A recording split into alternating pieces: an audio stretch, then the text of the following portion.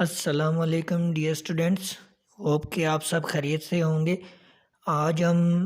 Second year की book का जो नावल है मिस्टर चिप्स उसको स्टार्ट करेंगे। और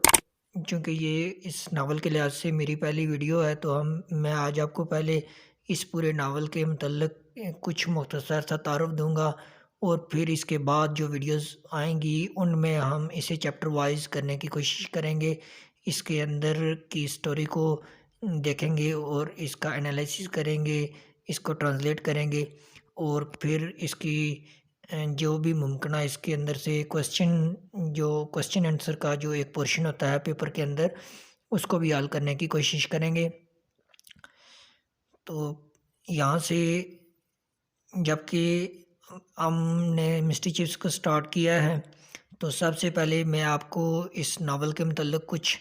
ज़रूरी बातें बताऊंगा ताकि आपके कंसेप्ट्स जो हैं वो पहले से क्लियर हो जाएं और फिर आप जब इस नावल को पढ़ें, इसमें से गो थ्रू हों तो फिर आपको ये बहुत सारी हेल्प दे सके। तो सबसे पहले इस नावल का जो नाम है वो गुड बाय मिस्टर चिप्स है और इसके लिखने वाले जेम्स हिल्टन है। तो अगर आप चिप्स के या मिस्टर चिपिंग के रियल नाम के बारे में अगर आप जानने की कोशिश करें तो इनका असल जो नाम था मिस्टर चिपिंग था। और ये ब्रुकफील्ड स्कूल के जो कि लंदन के अंदर एक वाक़या एक स्कूल है ब्रुकफील्ड, उसमें बतौर टीचर भी इन्होंने काम किया, बतौर प्रिंसिपल भी इन्होंने काम किया। तो मिस्टर चिप्स 1848 में पैदा हुए और मिस्टर चिप्स हमेशा जितना भी उनका जो टीचिंग का पीरियड है उन्होंने रिटायरमेंट से पहले भी और रिटायरमेंट के बाद भी वो ब्रुकफील्ड के आसपास ही गुजारा और एक खातून के घर गुजारा जिसे आप मिसेस विकेट कहते हैं। मिस्टर चिप्स ने 1870 के अंदर ब्रुकफील्ड को ज्वाइन किया था जबकि उनकी अपनी एज 22 ईयर्स थी और उस वक्त जो मौजूदा हेड थे ब्रुकफील्ड के उनका जो नाम था वो मिस्टर वेदरबाय था। और मिस्टर चिप्स मेलबरे पब्लिक स्कूल को छोड़कर ब्रुकफील्ड में पढ़ाने के लिए आए थे। तो एक चीज़ यहाँ क्लियर कर दूँ कि वहाँ से मिस्टर चिप्स ने इसलिए छोड़ा था क्योंकि वहाँ मिस्टर चिप्स का या मिस्टर चिपिंग का जो क्लास कंट्रोल था और उनकी जो एक डिसिप्लिन के लिहाज से उनके कुछ इश्यूज़ थे, इस वजह से उन्होंने मेलबरे पब्लिक स्कूल को छोड़कर ब्रुकफील्ड को ज्वाइन करने का फ़ैसला किया था। और अगर आप स्पेसिफ़िकली ब्रुकफील्ड स्कूल के बारे में बात करें तो ये क्वीन एलिज़ाबेथ के दौर में ये इस्टेब्लिश हुआ था और इसे जॉर्ज वन जो कि किंग थे इंग्लैंड के, उनके दौर में इसे रीबिल्ड किया गया और मिस्टर वेदरबाय ने 1840 में इस कॉलेज को या इस स्कूल को ज्वाइन किया था। मिस्टर चिप्स ने बहुत अरसा अपना ज़िंदगी का एक कसीर वक्त इस स्कूल को दिया और 65 की एज में रिटायरमेंट का ऐलान किया था।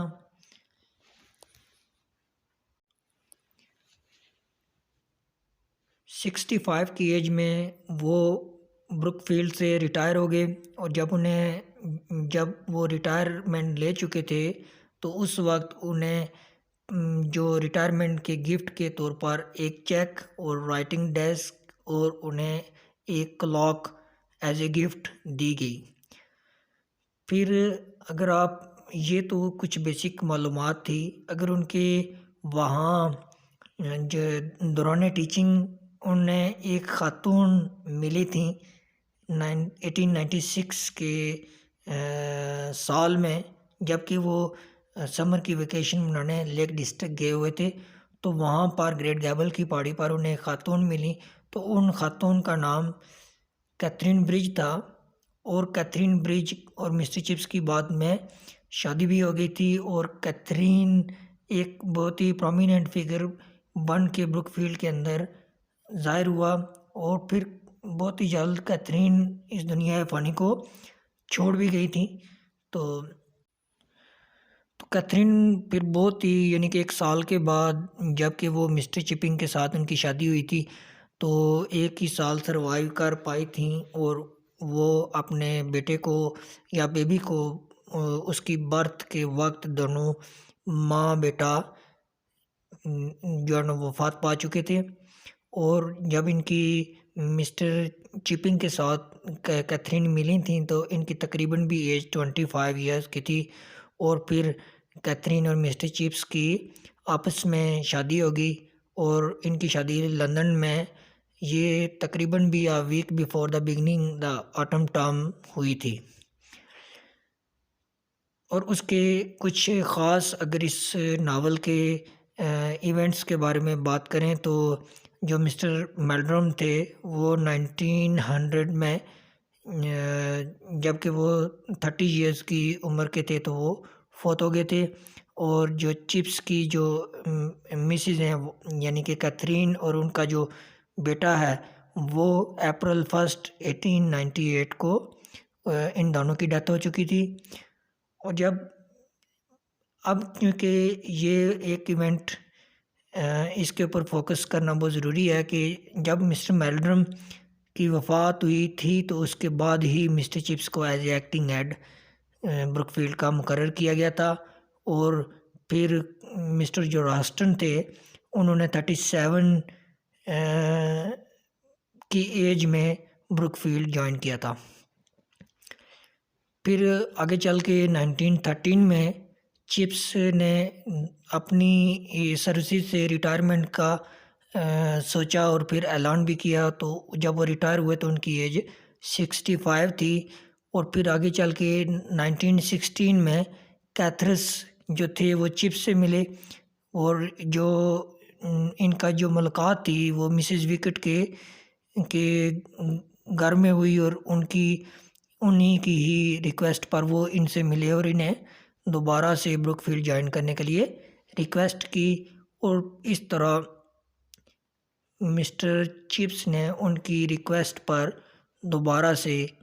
ब्रुकफील्ड को ज्वाइन कर लिया। नवंबर 11 1918 में चिप्स को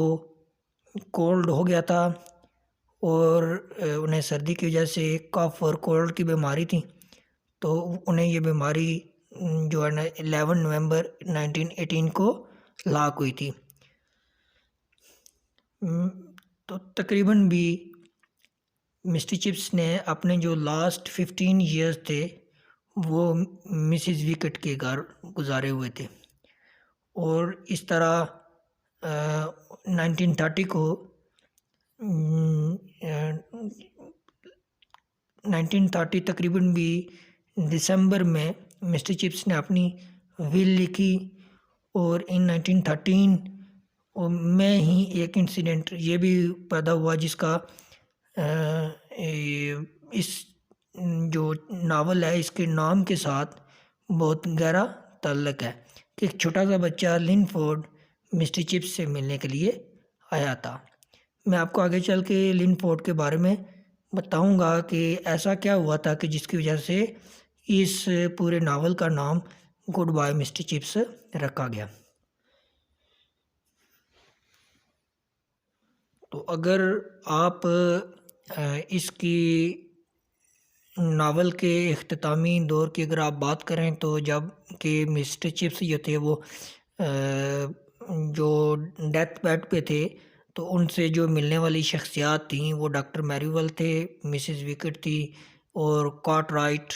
जो कि उस वक्त के ब्रुकफील्ड के जो हेड थे यानी कि हेड मास्टर थे वो उन्हें मिलने के लिए गए हुए थे। तो अगर चूँकि इस नावल के अंदर कुछ बहुत ही ख़ास इवेंट हैं तो आप ये भी एक सवाल पैदा हो सकता है कि वो कौन सा बच्चा था कि जिसको मिस्टर चिप्स की वजह की तरफ से पहले सज़ा मिली, यानी कि वो पहला बच्चा जिसको मिस्टर चिप्स ने अपनी टीचिंग लाइफ में पहली मर्तबा सज़ा दी तो वो मिस्टर कोले था जो कि बाद में यानी कि पढ़ने लिखने के बाद वो लंदन का काउंसलर भी तैनात हुआ था। तो उन दिनों जो मिस्टर चिप्स जब ये अपनी पूरी मेमोरेंडम के बारे में बता रहे हैं, तो उन दिनों मिसेस विकेट के पास जो है ना वो किसका चार्ज था, इन एंड रूम का, कॉलेज के अंदर इन एंड रूम का चार्ज था। फिर कैथरस ने वो पहली मर्तबा उन बच्चों के नामों की लिस्ट पढ़ी थी जो कि उस वार के दौरान जो शहीद हुए थे बच्चे या वफ़ात पा गए थे। चूँकि एक एक तरतीब बनाई गई थी कि एवरी सैटरडे को उन लोगों की जो नाम है उन्हें बुलंद आवाज़ में पुकारा जाएगा और उन्हें एट्रीब्यूट किया जाएगा। तो हर सैटरडे को ऐसा किया जाता था। तो जिस मर्तबा पहला सैटरडे आया, तो उस वक्त कैथरस ने उन पहली मर्तबा उन बच्चों के नामों की लिस्ट पढ़ी थी। और फिर सर जॉन ने, जो जिनका पूरा नाम सर जॉन रिवर्स था, वो जो कि चेयरमैन बोर्ड ऑफ गवर्नर्स थे, उन्होंने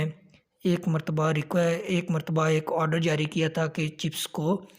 जॉन ब्रुकफील्ड से रिटायर्ड हो जाना चाहिए। ये भी एक इसके साथ मिलता जुलता इवेंट है। अगर आप चिप्स की तालीम के बारे में अगर आप जानना चाहें, तो उन्होंने वो कैम्ब्रिज यूनिवर्सिटी के ग्रेजुएट थे। चिप्स चाहते थे कि वो अपनी जो उनकी ज़िंदगी है, उनकी बेस के ऊपर जो उनकी ज़िंदगी के तजुर्बात हैं, उनकी ज़िंदगी के अंदर आने वाले इवेंट्स हैं, तो उनके ऊपर एक मेमोरेंडम लिखें। तो जो उनकी मेमोरीज़ थी वो उनकी एक बुक फॉर्म बनाएं। तो ये ऐसा मिस्टर चिप्स चाहते थे। ये आप नावल के अंदर इसका स्लाइटली टच, बल्कि बहुत ही ज़्यादा टच आप इसके अंदर देखेंगे। तो ये कुछ ज़रूरी बातें थीं जो पूरे इस नावल को समराइज़ करती हैं, इसके अंदर होने वाले कुछ इवेंट्स के बारे में क्लू देती हैं। और इन्हीं सारी बातों के आगे पीछे पूरा नावल घूमता है।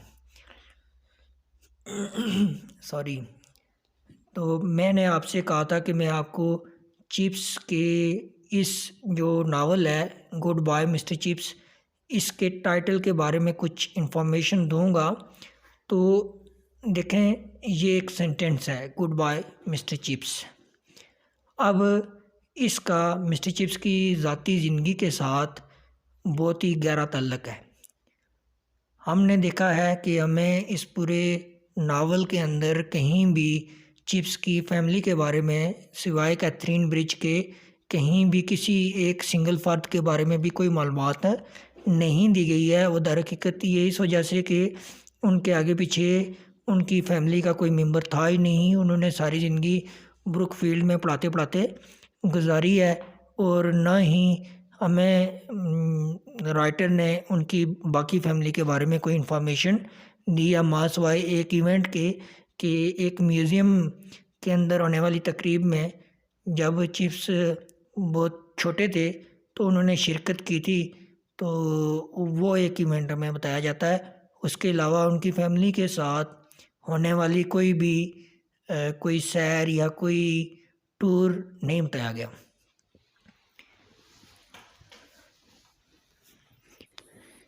अब गुड बाय मिस्टर चिप्स है क्या? ये लाइन कहाँ से ली गई? इस लाइन का इस नावल के साथ क्या ताल्लुक़ है? इसके टाइटल में ये लाइन क्यों लिखी गई है? इसके पीछे दो इवेंट कार फरमा हैं जिनकी वजह से ये लाइन इस नावल की जो टाइटल लाइन है वो बनी। तो चूँकि कैथरीन ब्रिज को एक इंसिडेंट तो कैथरीन ब्रिज के साथ है और एक इंसिडेंट एक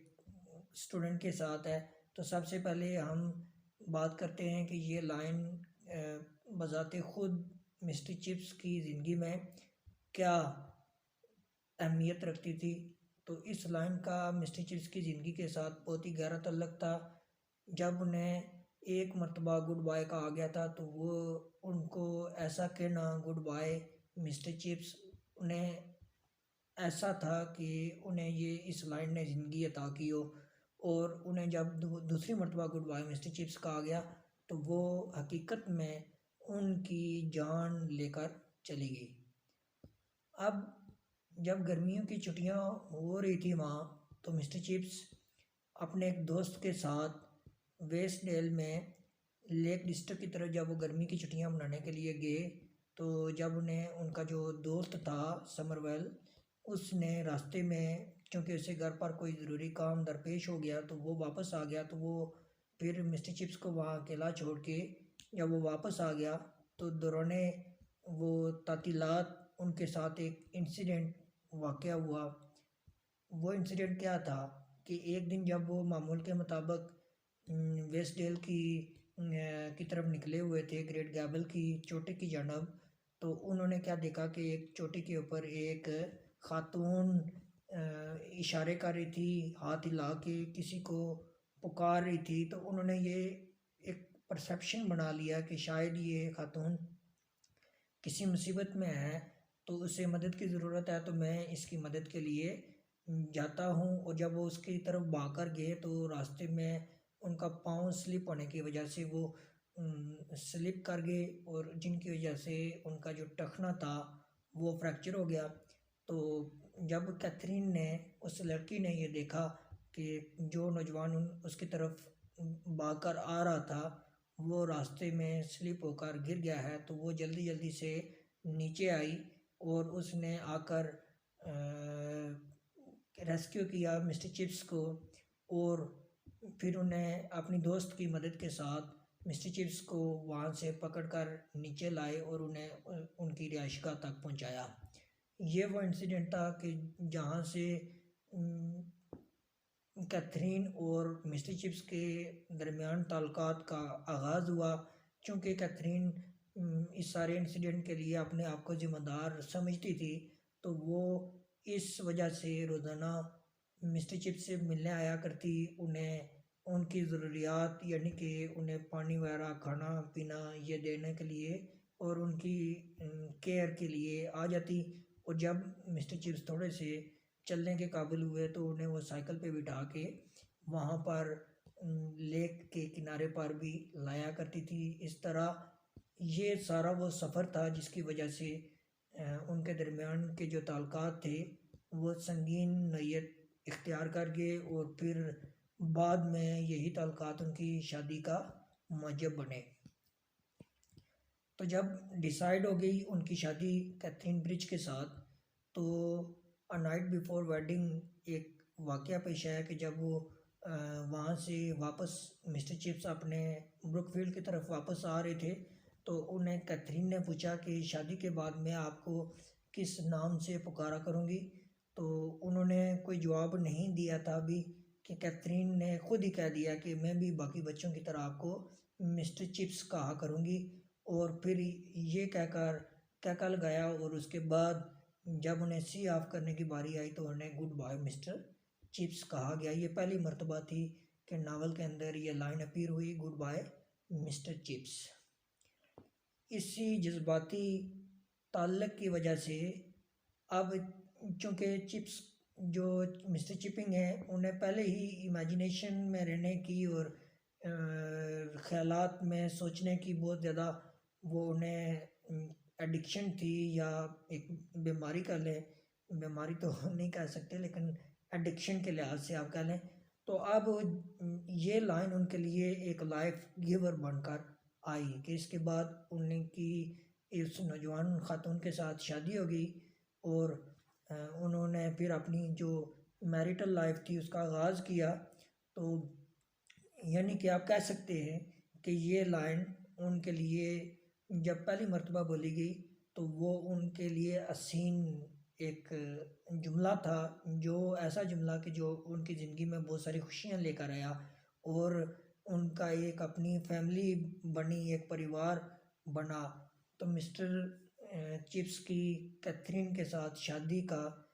से पहले बोला गया जुमला उनके लिए हम कहते हैं कि ये उनके लिए लाइफ गिवर था। अब चूँकि हम टाइटल का ख़ास करके एनालिसिस कर रहे हैं तो उसके बाद क्या हुआ कि अब अगर आप ये कह लें कि यही जुमला मिस्टर चिप्स के लिए लाइफ टेकर बन गया, यानी कि ज़िंदगी लेने वाला जुमला बन गया, तो उसका भी एक ख़ास बैकग्राउंड है कि जब वो रिटायरमेंट के बाद मिसेस विकेट के घर पर रिहाइश पज़ीर थे, तो उन्हें आखिरी मर्तबा एक नया बच्चा जो कि स्कूल के अंदर एडमिट हुआ था, तो उसने मिस्टर चिपिंग के बारे में सुना, मिस्टर चिप्स के बारे में अपने कोलीग से, अपने फेलोज से सुना, तो वो उन्हें मिलने के लिए चला गया और वो बच्चा, उसका नाम लिनफोर्ड था। ये 1933 की बात है कि लिनफोर्ड उन्हें मिलने के लिए उनके घर पर गया। तो लिनफोर्ड को वेलकम किया मिस्टर चिप्स ने, उसकी तवाज़े की पीनट और केक के साथ। तो उस वक्त जो मिस्टर चिप्स की तबीयत थी वो बोझल सी हुई थी उस ख़ास दिन में, तो ऐसे भी वो थोड़े बीमार थे। तो बहुत ही लंबी मुलाकात के बाद जब लिनफोर्ड मिस्टर चिप्स को सी ऑफ करके, यानी कि वहाँ से रुखसत उसने मांगी, तो दरवाज़े पर लिनफोर्ड उस बच्चे ने मिस्टर चिप्स को दूसरी मर्तबा गुड बाय मिस्टर चिप्स कहा था। और यही लाइन आप कहते हैं या कह सकते हैं कि मिस्टर चिप्स की ज़िंदगी लेकर चली गई, क्योंकि इसके बाद दोबारा वो सारा दौरानिया कैथरीन के गुड बाय मिस्टर चिप्स से कहने से लेकर लिनफोर्ड के मिस्टर चिप्स कहने तक का जितना भी दौरानिया था, वो मिस्टर चिप्स के जहन में दोबारा हसीन यादों की शक्ल में और कुछ दर्द देने वाली और कुछ सुकून देने वाली यादें जब उनके दिमाग में आई, तो वो उसी को सोचते सोचते फिर आखिर बेहोश भी हो गए और उसी बेहोशी में मिस्टर चिप्स वफात भी पा गए थे। और इन दो वाक़यात की वजह से इस जो नावल का नाम है वो mister goodbye mister Chips रखा गया, क्योंकि एक मर्तबा इस जुमले को कहने से जो एक नई ज़िंदगी का आगाज़ हुआ था, और वो दुनियावी ज़िंदगी थी और वो खुशियों भरी ज़िंदगी थी, और दूसरी मर्तबा इस जुमले के कहने की वजह से एक नई ज़िंदगी जो कि मौत की तरफ सफ़र था वो शुरू हुआ, और इस दुनिया फ़ानी से चिप्स को जो है ना वो ले गया। तो इस वजह से हम कहते हैं कि इस जो सेंटेंस है इसका इस पूरे नावल के साथ और ख़ास करके मिस्टर चिप्स की ज़ाती ज़िंदगी के साथ बहुत गहरा और जज्बाती ताल्लुक़ है। तो इस वजह से जो ये जो लाइन थी इसी को ही इस पूरे नावल का एक टाइटल बना के बनाया गया, और आज हम इस बुक को गुड बाय मिस्टर चिप्स के नाम से पढ़ते हैं और इसी नाम से हम जानते हैं। चूँकि मिस्टर चिप्स के बारे में तो बहुत ही बातें हुई हैं, दरमियान में जिस टेक्निक के साथ ये नावल लिखा गया है उसी अगर टेक्निक के साथ हम बातें करें तो दरमियान में फिर कैथरीन का जिक्र करना बहुत ज़रूरी है।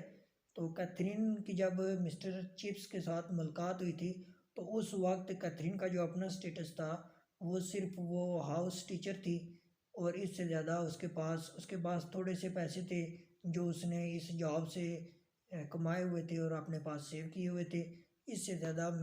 कैथरीन के पास कुछ नहीं था, और ना ही हमें कैथरीन के वालिदैन के बारे में सिवाय उसकी आंट के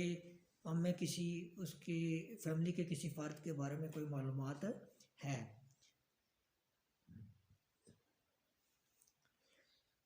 अब कैथरीन बहुत ही चार्मिंग करैक्टर था। अगर नीली आँखें हैं उसकी, गोल गाल हैं, ब्राउन उसके बाल हैं, तो इस तरह का जो हमें एक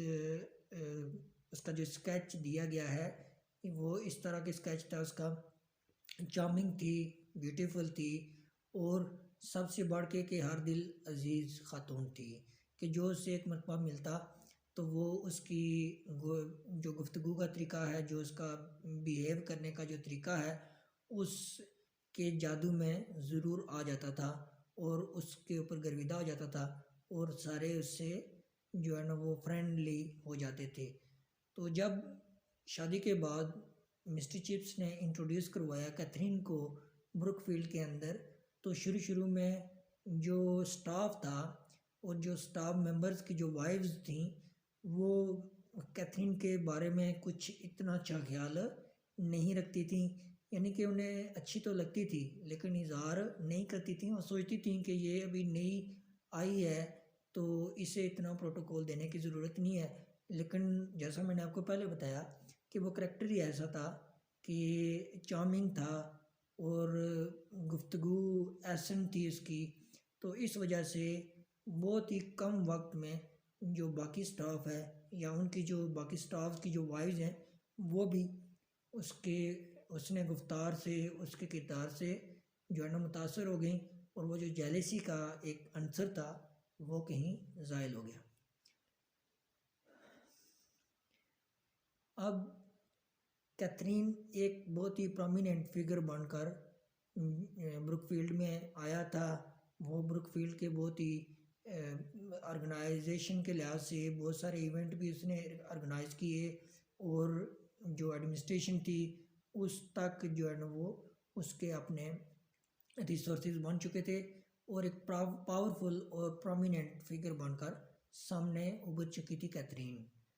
तो जैसा कि मैं आप पढ़ेंगे तो एक मरतबा एक मैच की भी जो ऑर्गेनाइजेशन थी वो भी कैथरीन ने की थी, जबकि कोई भी उस मैच को ऑर्गेनाइज करने के लिए तैयार नहीं था। लेकिन कैथरीन ने अपने ज़ानत की वजह से और अपने जो उसने गिरफ्तार है उसकी वजह से एडमिनिस्ट्रेशन को कायल कर लिया था, और फिर वो मैच वहाँ हुआ, वो इवेंट से वहाँ पर सेलिब्रेट किया गया। उसके बाद जो सेरेमनी थी वो भी सेलिब्रेट की गई, और उसके अंदर जो कैथरीन का एड्रेस भी हमें बताया जाता है, यानी कि कैथरीन ने स्पीच की थी वहाँ। तो इस लिहाज से आप कह सकते हैं कि कम ज़िंदगी पाई है कैथरीन ने, और जो पाई है ज़िंदगी वो उसकी हसीन थी, ब्यूटीफुल लाइफ थी उसकी। और उसने बहुत कम ही जहाँ जहाँ तक हम इस नावल में जानते हैं कैथरीन को, तो कोई भी ऐसा इंसिडेंट नहीं बताया गया जिसमें कभी जो है ना वो उसकी किसी कोलीग के साथ या किसी जो बाकी स्टाफ की वाइफ्स के साथ कोई लड़ाई, कोई झगड़ा, कोई हार्श वर्ड्स का जो तबादला है वो कहीं भी नहीं पता चलता कि इस तरह का कुछ वाक़या हुआ था। अब चूँकि कैथरीन ने एक ही साल चिप्स के साथ गुजारा, उनकी एक साल में वो इतनी यादें कम से कम ज़रूर छोड़ कर गई थी कि जिनकी वजह से चिप्स अपनी जो बाकी पूरी लाइफ है वो उन यादों से ही बाहर नहीं निकल सके, और वो हर इवेंट के हर बात पर हर किसी लम्हे के गुजरने के बाद इन्हें कैथरीन की बहुत याद आती थी। गो के इसके अंदर मेमोरेंडम है, मेमोरीज़ हैं, मेमोरीज़ में सिर्फ कैथरीन की यादें नहीं हैं, बाकी उनकी अपनी और भी ज़िंदगी की बहुत सारी यादें शामिल हैं। लेकिन आप ये कह लें कि इस पूरे नावल के अंदर लव थीम जो है वो बहुत ही माइनर किस्म का है, इतना मेजर नहीं है, माइनर किस्म का लव थीम टच है इसके अंदर। जो लोग इस नावल के ऊपर तनकीद करते हैं और कहते हैं जी कि ये एक लव स्टोरी है, तो उनके लिए मैं उनकी समझ के लिए ये कहना ज़रूरी समझूंगा कि इस पूरे नावल के अंदर जो लव थीम का अगर आप परसेंटेज दें या ग्रेडिंग करें तो वो डी ग्रेड होगा, या परसेंटेज के लिहाज से कोई 10 to 15% भी लव थीम इसके अंदर सरवाइव नहीं करता। इससे ज़्यादा ज़रूर है मानते हैं, लेकिन इससे बढ़ के नहीं है। इसमें एक लाइफ स्ट्रगल है, लाइफ स्ट्रगल बाकी चीज़ों की है। और ज़ाहिर है अगर आपकी फैमिली है, आपका कोई प्यारा आपसे बिछड़ गया है, तो अगर आप उसकी यादों में गुम रहते हैं तो वो उसके साथ जस्टिस है कि आप उसकी याद में गुम रहते हैं। तो अगर चिप्स उसकी यादों में गुम रहते थे तो वो उनकी यादों का सिर्फ एक महवर कैथरीन नहीं थी, बल्कि उनकी अपनी पूरी लाइफ भी थी जो उन्होंने ब्रुकफील्ड के अंदर एक स्ट्रगल करते हुए ऐसे दौर में जब वो उन्होंने एंट्री लगाई थी तो उस वक्त ब्रुकफील्ड में उनका सरवाइव करना बहुत ही मुश्किल था। तो उन्होंने एंट्री लगाई और फिर आहिस्ता आहिस्ता करके अपने डिसिप्लिन की वजह से वो ब्रुकफील्ड का प्रोमिनेंट फिगर बने और फिर एक टीचर की हैसियत से काम करते रहे और फिर हेड भी बने और फिर रिटायरमेंट हुई, फिर जॉइनिंग हुई, फिर वो केयर टेकर बने, फिर हेड बने और फिर रिटायरमेंट हुई। तो ये सारा जो दौरानिया था, किसी भी इंसान की अगर ज़िंदगी में ऐसे तजर्बात होंगे तो वो उसके लिए एक हसीन जो यादें हैं वो बनकर रह जाती हैं और उनको सोचने के बारे में हर इंसान के पास हक होता है। तो ये एक मेमोरेंडम है। तो मेमोरीज़ यही होती हैं कि आपकी लाइफ के अंदर क्या हुआ या किसी की लाइफ के अंदर जो कुछ भी हुआ तो वो मेमोरीज़ की शक्ल में बताया जाता है। तो इसको लव थीम के साथ नुमायाँ करना ये इनजस्ट है। तो सिर्फ इस पूरे नावल को एक ही थीम की वजह से हाईलाइट करना या इसके ऊपर तनकीद करना या इसे एक थीम के ऊपर आकर लिमिटेड कर देना, ये बहुत ही यानी कि जिस तरह मैं पहले कह चुका हूँ कि ये इनजस्ट है इस पूरे नावल के साथ, इस पूरी काविश के साथ। चूँकि इसके अंदर बहुत सारी थीम्स हैं, स्ट्रगल है इसके अंदर, स्ट्रगल टुवर्ड लाइफ है और फिर चूँकि ये है ही बायोग्राफी है तो एक स्पेसिफिक इंसान के लिहाज से ही हो सकती है। तो हर इंसान की ज़िंदगी के बहुत सारे पहलू होते हैं। जब वो बचपन में होता है तो उसके कुछ और ख़्यालात होते हैं या उसके साथ जो ज़िंदगी का जो इंसिडेंट्स होते हैं उनकी तरतीब कुछ और होती है। फिर चल के आगे जब बंदा जवान हो जाता है या अपनी यूथ एज में पहुंचता है तो उसके कुछ और तजर्बात होते हैं और फिर यूथ एज से निकल कर बुढ़ापे की तरफ जो सफ़र होता है उसके कुछ और तजर्बात। तो इट्स मीन के लाइफ एक पूरी जर्नी है। तो जो बायोग्राफीज़ होती हैं वो एक इंसान की पूरी जर्नी को डिस्क्राइब करती हैं और उनकी पूरी जर्नी के बारे में उनके अंदर हर चीज़ हर तरह का पहलू होता है। और ये तो मुमकिन नहीं है कि एक इंसान ऐसा हो कि उसकी जो सारी ज़िंदगी हो वो सिर्फ एक ही थीम के आगे पीछे घूमती रहे, जो कि उसका सख्त रवैया है या नरम रवैया है या वो उस जहाँ उसने जॉब की है वही उसका एक पहलू हो। उसकी ज़िंदगी के अंदर उसकी फैमिली भी होती है और उसकी और भी लाइफ मौजूद होती है। तो अब और चीज़ों को एलिमिनेट करके सिर्फ एक चीज़ को हाईलाइट करके उसके ऊपर तनकीद करना, आई थिंक कि इट इज़ अनजस्ट और बिल्कुल भी ये गैर ज़रूरी सी एक बात है। तो ये डिबेट के एक और तरह की भी डिबेट होती है कि अगर इस लव फ़िक्शन को या इस लव के ऊपर बेस करने वाले नावल को ख़ास करके पाकिस्तान में क्यों पढ़ाया जाता है, या ये डिबेट होती है कि सेकंड ईयर के सिलेबस के अंदर मिस्ट्री चिप्स को निकाल के अगर कोई इस्लामिक लिटरेचर डाल दिया जाए तो वो पढ़ाया जाए जिससे कुछ फ़ायदा हो। तो देखें, यहाँ एक बात समझने वाली है कि अगर आप इंग्लिश पढ़ते हैं या इंग्लिश लिटरेचर को पढ़ते हैं, चूँकि अगर आपने सिर्फ एफएससी तक महदूद नहीं रहना होता, आपने आगे भी जाकर डिग्रीज़ करनी होती हैं। कुछ लोग साइंस में चले जाते हैं, कुछ मैथमेटिक्स में और या कुछ आर्ट्स में जाते हैं बाकी सब्जेक्ट्स के अंदर। तो जो लोग इंग्लिश लिटरेचर के अंदर इंटरेस्ट रखते हैं या इंग्लिश के सब्जेक्ट के अंदर इंटरेस्ट रखते हैं तो फिर उनके लिए तो फील्ड जो महदूद होगी ना, क्योंकि अगर हमने टेक्निक्स को नहीं देखा या लिटरेचर जो हमने पढ़ा है उसके अंदर उनकी राइटिंग टेक्निक्स को नहीं देखा, उनका स्टाइल को नहीं देखा, उनसे हमने हमेशा एक तरीके का बुग़्ज़ रखा है इंग्लिश लिटरेचर के साथ या कोई भी लिटरेचर है उसके साथ, तो फिर आगे चल के हमारे हिस्से में तो नाकामियाँ ही होंगी, कामयाबी कहीं से भी नहीं होगी। और एक मतलब और भी होता है इस तरह के लिटरेचर को पढ़ाने का कि इस तरह के लिटरेचर पढ़ा के एक बच्चे को हम बहुत सारी चीज़ें सिखाते हैं। फ़र्ज़ किया कि जब हम कोई इस तरह का नावल उठाकर पढ़ाते हैं तो सिर्फ़ उसे नावल की रीडिंग करना या उसके टेक्स्ट का जो ट्रांसलेशन है वो करना नहीं होता, बल्कि उसके अंदर उनकी जो राइटिंग स्टाइल है वो बतानी होती है, हर एक पहलू समझाना होता है। पोइट्री है तो पोइट्री की अपनी लैंग्वेज है, पोइट्री का अपना एक लिखने का स्टाइल है, वो स्टाइल समझाना होता है। ड्रामा इस तरह ड्रामे को भी लिखने का एक स्टाइल होता है। तो अगर इस तरह की याददाश्त जो कि जिस तरह की ये मिस्ट्री चिप्स है, बायोग्राफी है, तो ये पढ़ाने का मकसद सिर्फ क्वेश्चन आंसर करना नहीं होता, क्योंकि हमारा सिस्टम जो एजुकेशनल सिस्टम है उसके अंदर ये फ्लॉज है कि या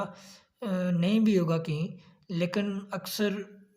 जो भी असातिज़ा हैं वो पढ़ाते हैं, लेकिन उसको पढ़ाने का मकसद नहीं बताते कि ये क्यों पढ़ाया जा रहा है। तो एक चीज़ ये भी हम कह सकते हैं कि अगर हमने बच्चे को कोई नावल पढ़ाया या कोई भी मेमोरेंडम पढ़ाया या कोई बायोग्राफ़ी पढ़ाई या कोई पोइट्री पढ़ाई, अगर हमने उसे लिखने की टेक्निक नहीं समझाई और उसके अंदर यूज़ होने वाली डिवाइसेस का हमने इस्तेमाल नहीं बताया, डिवाइसेस होती क्या हैं उनका तारुफ़ नहीं दिया, तो यहाँ से असल में गड़बड़ शुरू होती है कि बच्चे समझते हैं कि सिर्फ़ हमें वो क्वेश्चन आंसर करने के लिए ये चीज़ हमारे सिलेबस के अंदर डाली गई है, जो कि पढ़नी इस वजह से भी लाज़मी शायद है। लेकिन सॉरी, दरहकीकत हम अपने जो उसको पढ़ाने का जो मकसद है उससे उस तक बच्चे को हम लेकर जाते ही नहीं हैं कि उसे समझाएँ कि तुम्हें पढ़ाने का मकसद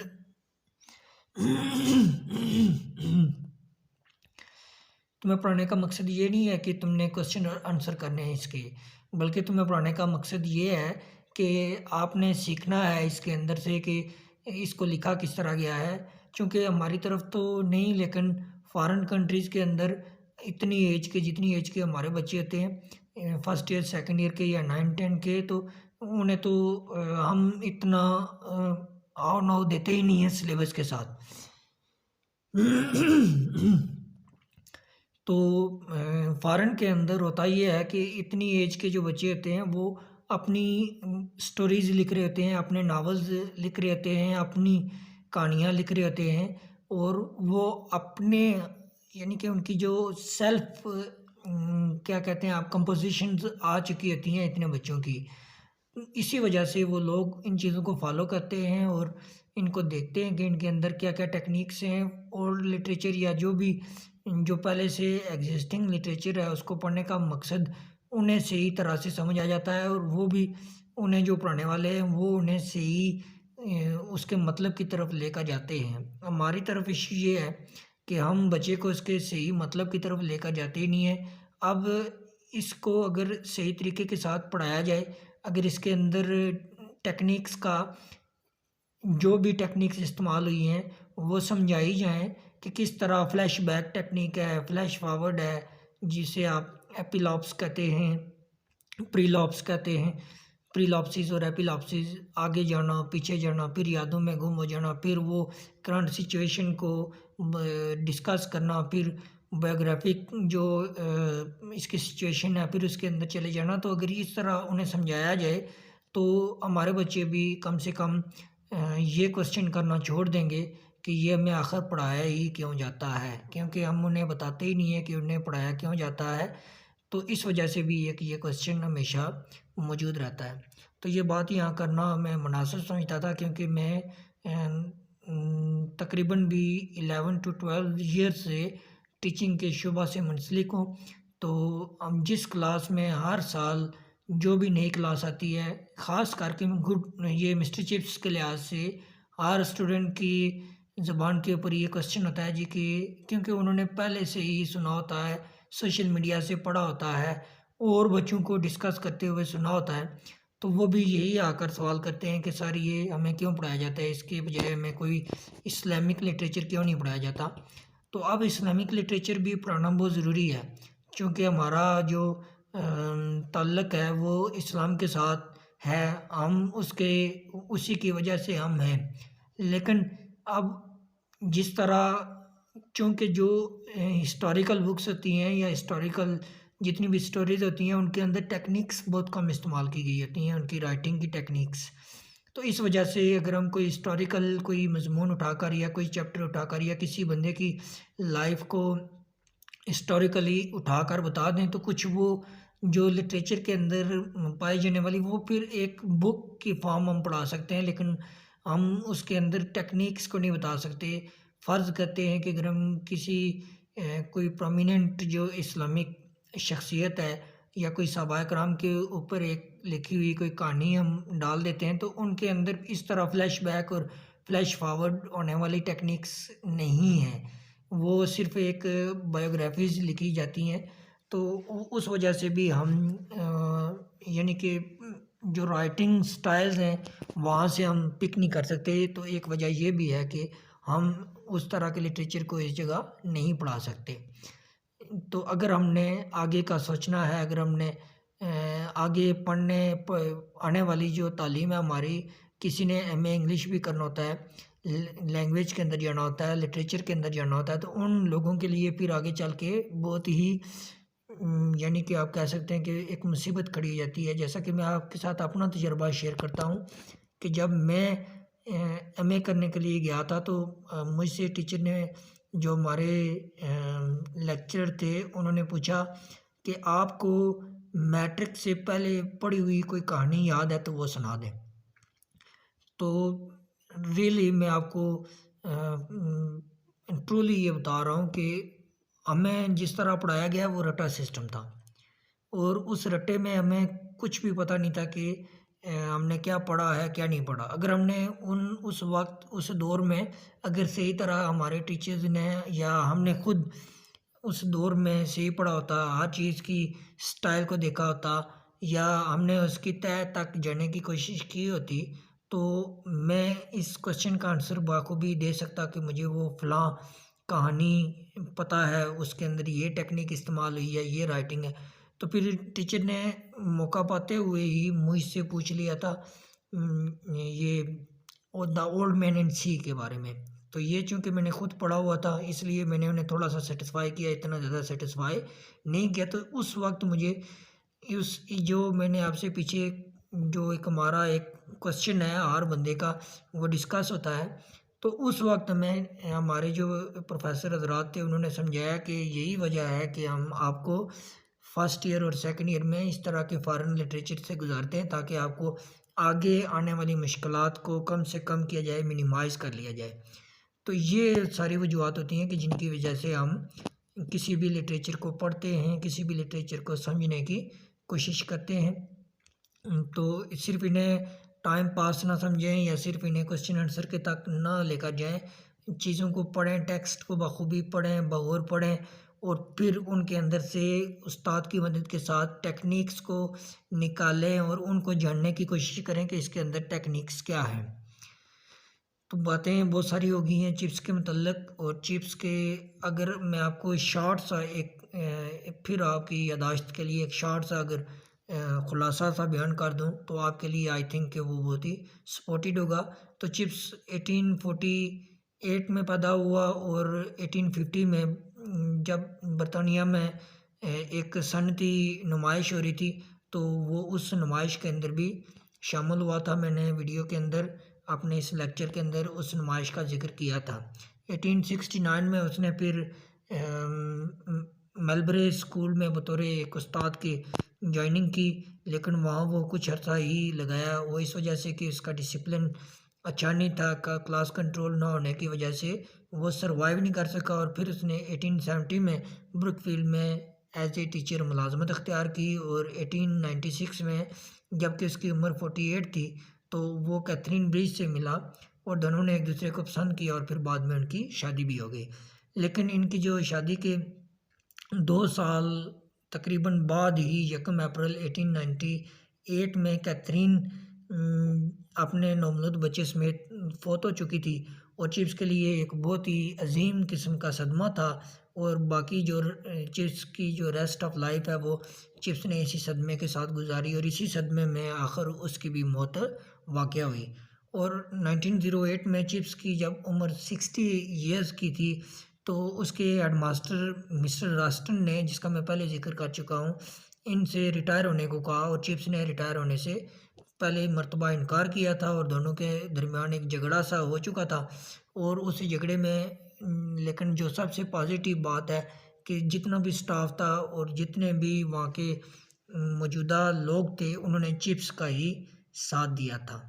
और आखिर में 1911 में जब रास्टन ने ब्रुकफील्ड से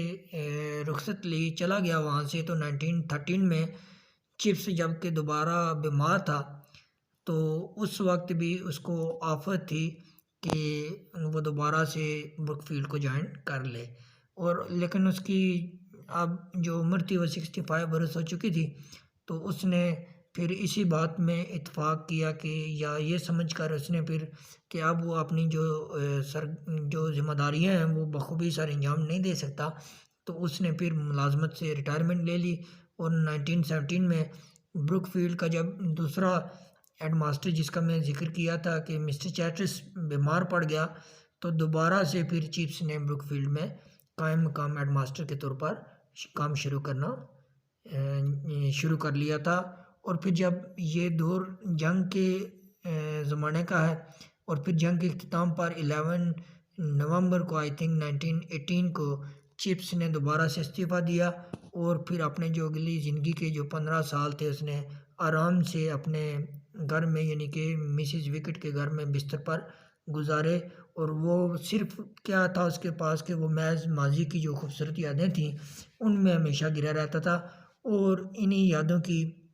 बार बार रिपीट करने की वजह से बार बार सोच कर दिन ब दिन कमज़ोर हुआ। और फिर वो जो लिनफोर्ड के साथ उसका पेश आने वाला जो वाक़या है वो उसके साथ पेश आया। फिर और कुछ मामलात हुए, फिर यानी कि माहौल जो था उस वक्त का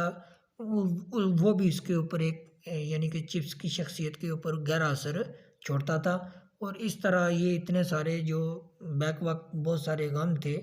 ये आखिरकार 1933 को जो है ना वो चिप्स को अपने साथ ये सारी चीज़ें चिप्स की मौत की वजह बनी। और इस तरह 1933 की एक सुबह ये ऐलान किया गया कि Chips is no more with us. तो ये एक सारी स्टोरी है। इस पूरे नावल के अंदर आपको चिप्स ही मिलेगा क्योंकि ये लिखा जो चिप्स के ऊपर गया है, चिप्स के साथ होने वाले वाक़यात हैं वो अगर आप मेरी वीडियो को बिल्कुल सही गौर के साथ सुनेंगे तो आई थिंक कि ये सारी चीज़ें आपके लिए बहुत ही फ़ायदेमंद होंगी और इजी टू अंडरस्टैंड है। चूँकि मैंने बहुत ही गहराई के साथ बड़ी मेहनत के साथ ये लेक्चर तैयार किया है और आप तक ये डिलीवर किया है। और मैं आपको चूँकि पहले भी बता चुका हूँ कि 11 to 12 ईयर्स से चिप्स को बार बार मैं पढ़ा चुका हूँ, तो अब तो मुझे चिप्स के मतलब हर चीज़ के ऊपर बहुत ज़्यादा ग्रिप है। और मैं इंशाल्लाह जब हम इस पूरे नावल के चैप्टर वाइज ट्रांसलेशन करेंगे और इसका एनालिसिस करेंगे तो बहुत सारी और नई चीज़ें भी आपको वहाँ सुनने में मिलेंगी। तो अब यहाँ से अगर मैं थोड़ा सा लिंक कर दूँ इस सारे नावल को पहले चैप्टर के साथ, तो थोड़ी सी आप इसकी कहानी से जब मुतारफ़ हो जाएंगे तो फिर आपका एक रिदम बन जाएगा। और जब हम इसको बाज़ाब्ता तौर पर चैप्टर 1 को डिस्कस करेंगे, इसके टेक्स्ट को देखेंगे और इसके अंदर टेक्निक्स को देखेंगे राइटिंग की, तो उस वक्त आपको ये ज़्यादा फ़ायदेमंद होगा। तो नावल कुछ इस तरह शुरू होता है कि चिप्स जो है वो रिटायर होकर मिसेस विकेट के घर पे रहना शुरू हो गया है और वहाँ वो एज ए पेइंग गेस्ट होता है, यानी कि जो वो रेंट देता रहता है मिसेस विकेट को। तो वहाँ रहते रहते अब चूँकि उसकी आदत है तो वो माजी की यादों में खोया रहता है। और मिसेस विकेट के घर और ब्रुकफील्ड जो है यानी कि जो ब्रुकफील्ड है और जो मिसेस विकेट का घर है वो आमने सामने है, एक दूसरे के बिल्कुल आमने सामने। उनके दरमियान सिर्फ एक छोटी सी सड़क आयल है और वो अपनी ज़िंदगी के जो मामलात हैं वो यानी कि चिप्स वो स्कूल की घंटी के मुताबिक ही सेट करता है और उस स्कूल की घंटी के मुताबिक ही उसने अपनी रूटीन बनाई होती है। और ऐसा लगता है कि ब्रुकफील्ड इसके लिए ग्रीनविच के वक्त से ही कहीं ज़्यादा अहम है। और चिप्स हमेशा आखिरी घंटी के बाद अपने रूम में बैठ के जो घड़ी थी उसमें चाबी भरता था और फिर अंगीठी के आगे बैठ के वो जो आफास्ती जंगला उसने रख देता था और गैस बुझा देता और फिर नावल उठाता और वो पढ़ना शुरू कर देता। और सोने से पहले वो बहुत कम ही मर्तबा ऐसा हुआ होगा कि उसने नावल का एक सफ़ा भी पढ़ा हो, यानी कि उसकी जो पढ़ने के लिहाज से बहुत ही जल्दी यानी कि एक सफ़ा मुकम्मल करने से पहले ही वो सो जाया करता था। तो इस तरह कुछ ये नावल स्टार्ट होता है। और फिर इसका चूँकि उन दिनों चिप्स बीमार था तो इसका जो डॉक्टर मिस्टर मैरीवेल थे तकरीबन हर जो 15 रोज़ के बाद इनसे मिलने आया करते थे और वो उनके साथ भी इनकी अक्सर जो होमर्स का जो एक पहलू है चिप्स के अंदर वो होता था। और वो अक्सर कहता था कि चिप्स इससे कहीं ज़्यादा तंदुरुस्त है, जितना वो नज़र आ रहा है इससे ज़्यादा भी तंदुरुस्त है। दर हकीकत ये उनका कहना चिप्स को एक हौसला देने के लिए था, हालांकि चिप्स बीमार था। लेकिन जब ऐसा कभी हो जाता कि जब चिप्स को ठंड लग जाती, या जब भी कभी वो ऐसे ठंडे इलाकों से या आने वाली हवाओं का शिकार हो जाता, तो फिर जो मैरीवेल थे वो मिसेस विकेट के को मशवरा देते कि इसकी देखभाल करना, तुम तो जानती हो कि इसका सीना और इसके दिल पर जो इसका दिल है वो उसके ऊपर ज़ोर है और इसे कोई तकलीफ़ नहीं होनी चाहिए, सिर्फ बुढ़ापा है। यानी कि वो उन्हें मशवरा देते कि इसका बहुत सारा ख्याल रखना, बुढ़ापा है। और लेकिन दर हकीकत इसे कुछ एक मुअल्लक़ बीमारी भी है, और सबसे ज़्यादा मुअल्लक़ बीमारी से वो एनाडोमनी थी, जो जिसका ज़िक्र यहाँ आप जब टेक्स्ट पढ़ेंगे तो उसके अंदर आएगा। तो ये कुछ चिप्स के स्टार्टिंग चैप्टर में से मैंने आपको कुछ बताई हैं चीज़ें। तो एक अगर इसकी एक इंसिडेंट चलें आपके साथ शेयर कर देता हूँ, जो मैंने मिस्टर कोले के लिहाज से आपको बताया था कि जब चिप्स को ना अपनी पहली क्लास लेने की जो सख्त आजमाइश थी वो उसके सर पर आ गई,